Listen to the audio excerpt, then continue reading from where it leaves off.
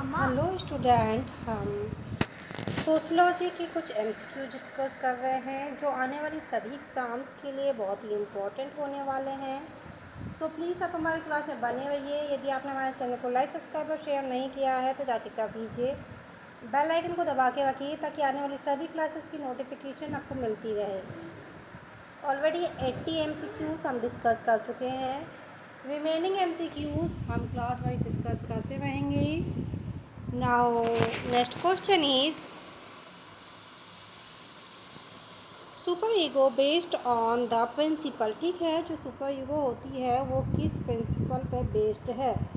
Option A pleasure principle, option B reality principle, option C moral responsible, option D culture responsible. Okay, जो super ego है वो moral responsible, जो moral principle है उस पर work करती है। Okay, now next question, life together is the result of. तो साथ में रहने का क्या रिज़ल्ट निकलता है? Now option A Sanskritisation, option B industrialisation, option C secularism, option D westernisation. सो इसका क्या मतलब होता है, क्या रिजल्ट निकलता है? वेस्टर्नाइजेशन। ओके, लिविंग में रहने का मतलब क्या होता है? वेस्टर्नाइजेशन, यानी कि वेस्टर्न कंट्रीज़ में होता है ना, लिविंग में रहते हैं विदाउट एनी मैरिड। हम जब चाहे जिसके साथ रहना चाहे रह सकते हैं। तो इसका राइट आंसर क्या होगा? Westernization. Okay, now next question, the process of breaking up joint family start from। so जो जॉइंट फैमिली है उसको टूटने का स्टार्टअप कहाँ से हुआ, वो प्रोसेस कहाँ से हुई? Option A industrialisation, option B urbanisation, option C secularism, option D liberalisation. Okay, so joint family टूटना कहाँ से चालू हुआ? इंडस्ट्रियलाइजेशन से। ठीक है, now next question, dowry prohibition act when it is passed. Okay, so जो डॉरी है, दहेज प्रथा पे जो प्रोहिबिट एक्ट बना था कि दहेज लेना और देना गैर कानूनी माना गया था, ये एक्ट कब लागू किया गया था? Okay, now option A 1961, option B 1972, option C 1978, option D 1960। Now right answer is 1961। Okay, now next question, maintenance and welfare of parent and senior citizen act when it is passed. Okay, जो maintenance और welfare of parents के लिए क्या हुआ था कि एक act लागू हुआ था। तो वो कब लागू हुआ था? इसमें क्या था कि अपने माता पिता को मेंटेनेंस चार्ज देना होगा यदि आप उनकी केयर नहीं करते हैं तो। क्योंकि क्या हुआ था कि वृद्ध समय, यानी कि देखिए हिंदी में समझते हैं हम इसको, कि क्या होता है कि जैसे माँ बाप बूढ़े हो जाते हैं तो आजकल की बहुत सारी जनरेशन में ये होने लगा है कि बूढ़े माँ बाप को पालना नहीं चाहता कोई। ठीक है, तो आप इस कंडीशन में यदि आप नहीं पालना चाहते माँ बाप को और सीनियर सिटीजन्स को, तो आपको क्या है, उनको मेंटेनेंस चार्ज देना होगा। ओके, तो ये जो एक्ट है ये कब लागू हुआ था? Option A 2001, option B 2008, option C 2007, option D 2011। So right answer is 2007। ठीक है, ये जो एक्ट है कब लागू हुआ था? 2007 में। Now next question, in which sati practice abolished by British government?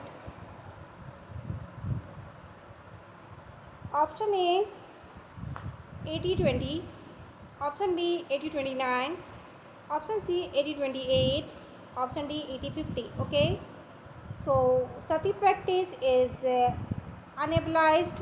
तो ये क्या है, सती प्रथा के बारे में हो गई है. तो ब्रिटिश गवर्नमेंट ने इसका खंडन किया था. कब किया था? वो किया था 1828 में. कब? 1828 में. अब इसमें होता क्या था कि सती प्रथा में क्या होता था कि यदि किसी औरत के हस्बैंड की डेथ हो जाए तो क्या होता था कि उसको सती होना पड़ता था या उसी के साथ में जला दिया जाता था. Okay, now next question, the history of human marriage, who wrote the book. तो एक हिस्ट्री ऑफ ह्यूमन मैरिज कह के बुक है.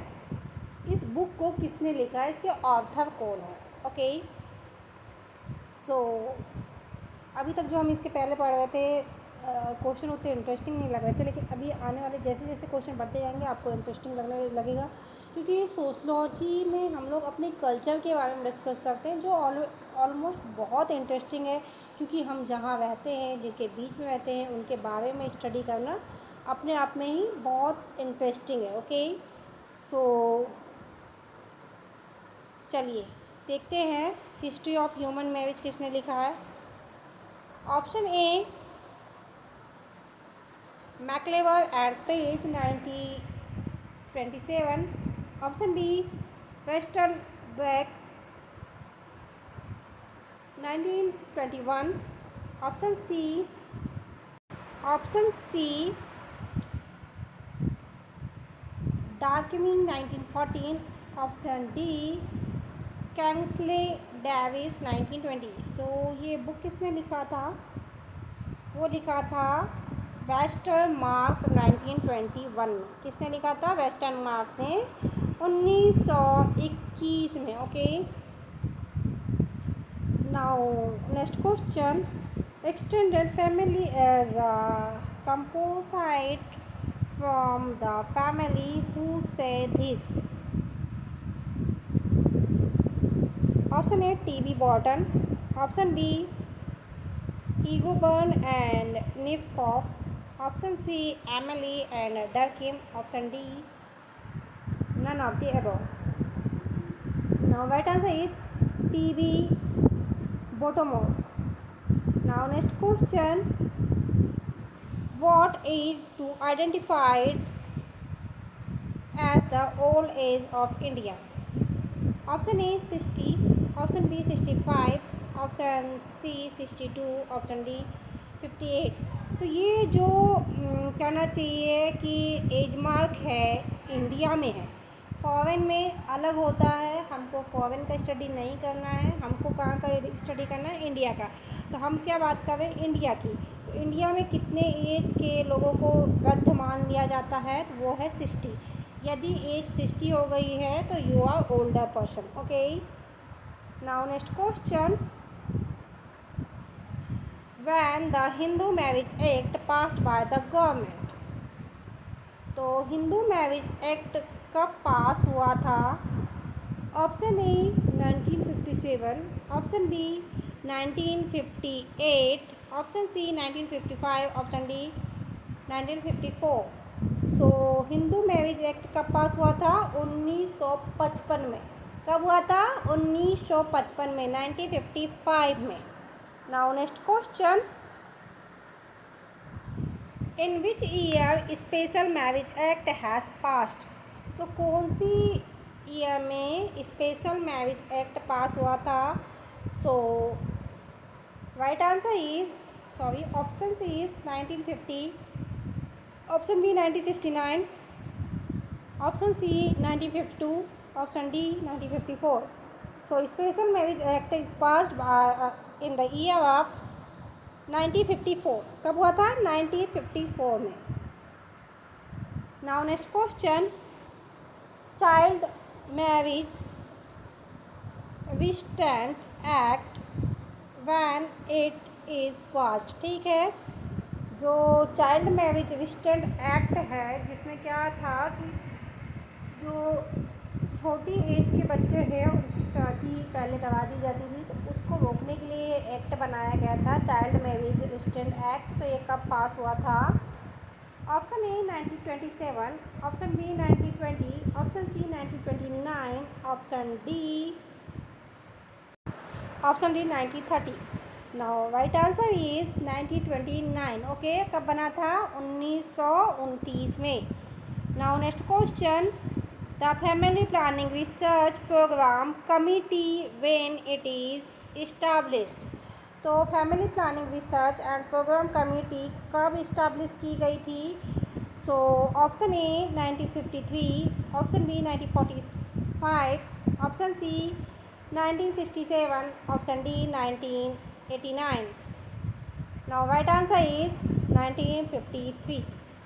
ओके, कब हुआ था, कब बनी थी ये कमेटी? 1953 में. Now next question, control family planning board when it is established. Option A 1956, option B 1957, option C 1961, option D 1962. So control family planning board कब बना था? 1956 में. ओके, कब? 1956 में, 1956 में. Now next question, Who is the writer of Modern Family? Modern family का writer कौन है या यह बुक किसने लिखी है? Option A Kingsley Davis, option B Robert F Winch, option C MacIver and Page, option D none of this. Now right answer is Robert F Winch. Okay, now next question, the family who wrote the book. जो the family नाम की book है ये किसने लिखा था? Option A Kingsley Davis, option B Robert F Winch, option C John बॉट्सवे, option D M S Srinivas. Now right answer is John बॉट्सनो. Now next question, caste and joint family who wrote the book. Caste of joint family के ऊपर किसने book लिखी थी? Now option A R P Desai, option B M N Srinivas, option C Ramanuj Ganguli, option D doctor Irawati Karve. Now right answer is are P Desai. Now right answer is R.P. Desai. Okay, R.P. Desai wrote this book. Now next question, Kingship Organization in India who wrote this. तो Kingship Organization in India ये book है किसने लिखी है?